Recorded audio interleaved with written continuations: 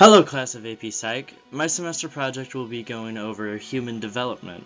I've decided to present in the form of a timeline because it just makes sense to make such a sequential thing such as human and psychological development into a timeline. I'll take you through the life of the average human, and you'll see how life comes to grow both physically and mentally as it faces the challenge of growth and maturation. The physical body, social atmosphere, cognitive thought, and sense of morality all come to play within this presentation. From the very beginning, the sperm penetrates the egg, and within half a day, the egg nucleus and sperm nucleus fuse, and the cells begin to multiply. At 1 week into pregnancy, cell division should have led to about 100 cells, and the cells now begin to differentiate into specialized structure and function. This specialization of cells deciding, hey, I'll become a brain and you become intestines, still remains a scientific mystery yet to be solved. 10 days into pregnancy, the increasingly diverse cells attach to the mother's uterine wall. The zygote's outer part attaches to the uterine wall, forming the placenta through which nourishment passes.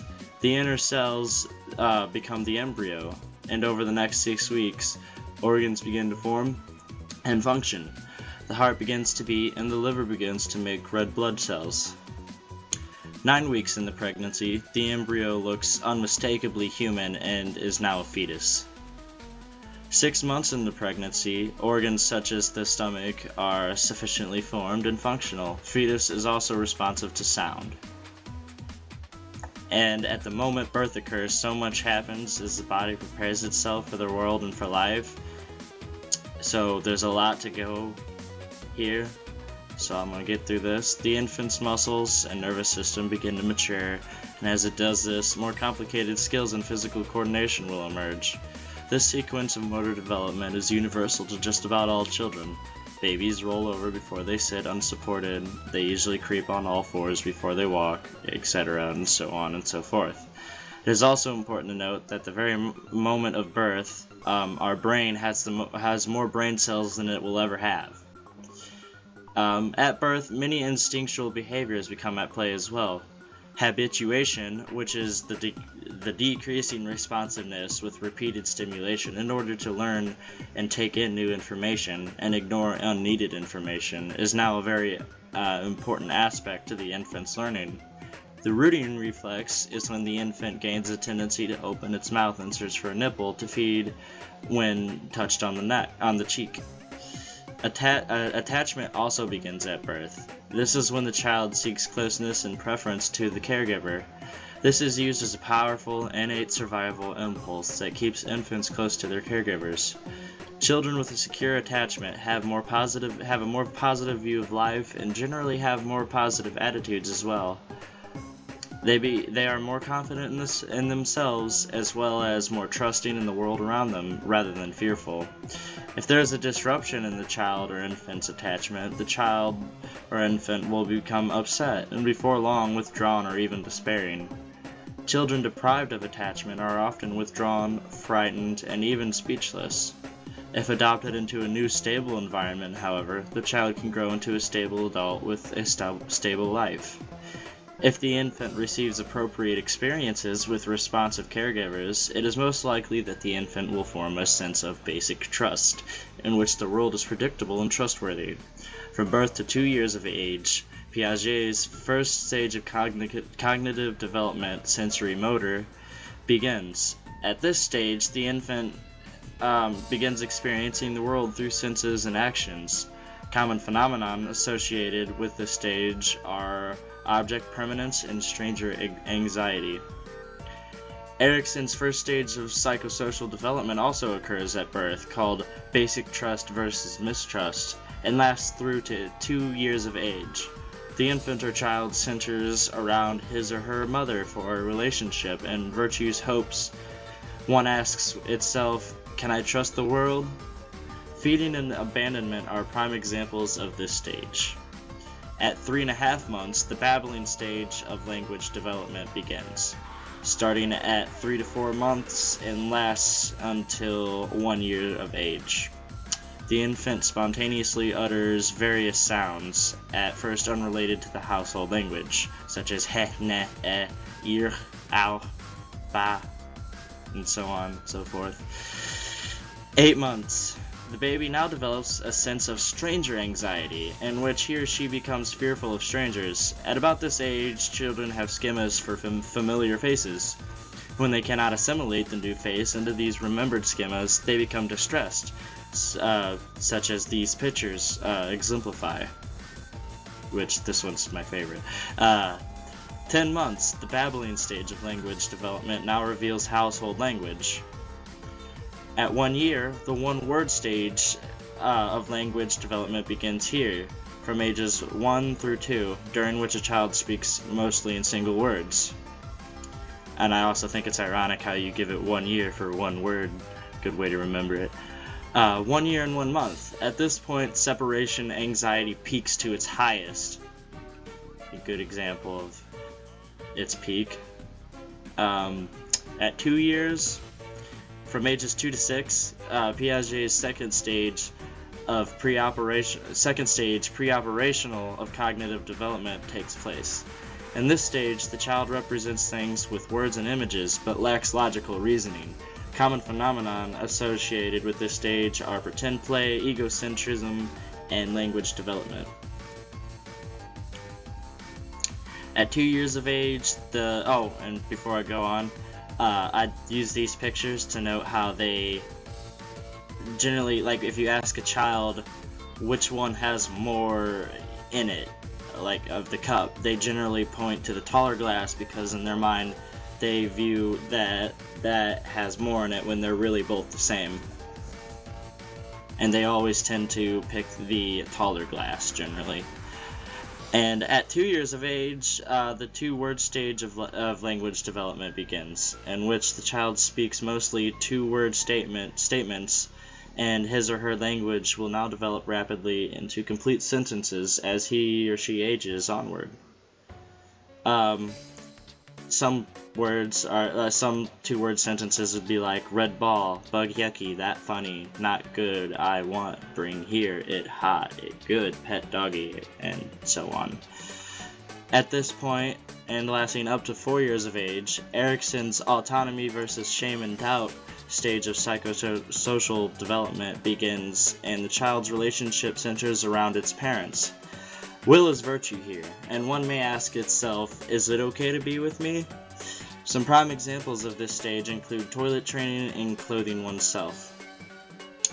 At 4 years, you'll notice the lack of neural connections help explain why our earliest memories seldom predate our 3rd birthdays. And at age 4, our brain organizes our memories differently, meaning that we can't remember many things before our age 4 because our brain encoded all of our memory at that time in a different way. Erikson's initiative versus guilt stage of psychosocial development begins here as well, lasting up to 5 years of age. The child's significant relationship centers around its family and virtue's purpose. One asks itself, is it okay for me to do, move, and act? Prime examples of this stage are exploring, using tools, and making art. At 5 years, Erikson's industry versus inferiority stage of psychosocial development begins, lasting up to 12 years of age. The child's significant relationships center around neighbors and school, and he or she virtues competence. One asks itself, can I make it in the world of people and things? School and sports are prime examples of this stage.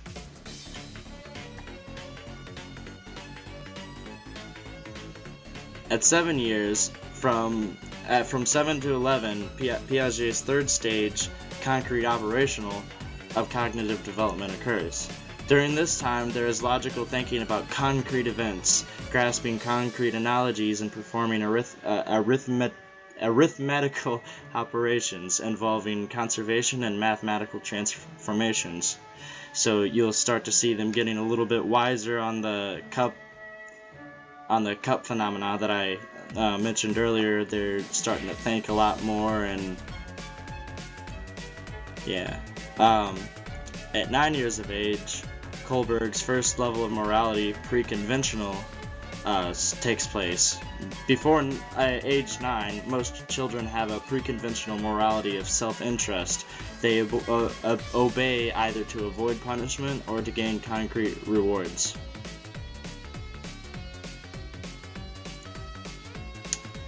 At 12 years, Piaget's fourth stage of formal operational cognitive development is in place. At this stage, abstract reasoning and logic occur, as well as potential for mature moral reasoning. At 13 years of age, adolescence begins, which is the life between childhood and adulthood. It starts with the physical beginnings of sexual maturity and ends with the social achievement of independent adult status. Erikson's identity versus role confusion stage of psychosocial development begins here as well, lasting to 19 years of age. The teen's significant relationships revolve around its peers and role models. He or she begins to virtue fidelity and asks oneself, who am I? What can I be? Social relationships are prime examples of this stage. By early adolescence, Kohlberg's second level of morality comes to play here as well, called conventional. At this point, morality usually evolves to a more conventional level that cares for others and upholds laws and social rules simply because they are laws and rules. Being able to take others' perspectives, adolescents may approve actions that will gain social approval or that will help maintain social order.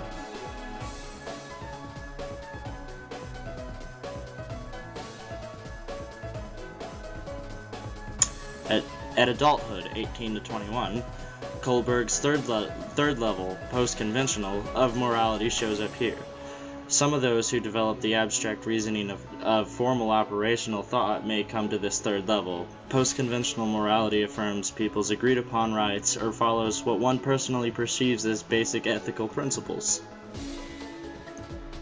At 20 years of age, Erikson's intimacy versus isolation stage of psychosocial development begins, lasting up until age 24. The adult's significant relationships revolve around his or her friends and partners in virtue's love. One asks itself, can I love? Romantic relationships are a prime example of this stage. At approximately 21, the course of physical development of the mind and body are fully transformed and matured physically into an adult, for most people at least. At 25 years of age, Erikson's generosity versus stagnation stage of psychosocial development begins, lasting up until age 64. The adult's significant relationships revolve around the household and workmates, and care is virtued. One asks him or herself, can I make my life count? Work and parenthood are prime examples of this stage. And at 65 years, Erikson's ego integrity versus despair stage of psychosocial development begins, lasting until death. The elder's significant relationship revolves around its own species. Mankind and wisdom is virtued. One asks itself, is it okay to have been me? Reflection on life is a prime example of this stage. Anyways, that is all that there is in this presentation. I hope that you all enjoyed it. Miss Childress, please give me a good grade. That is all. Peace.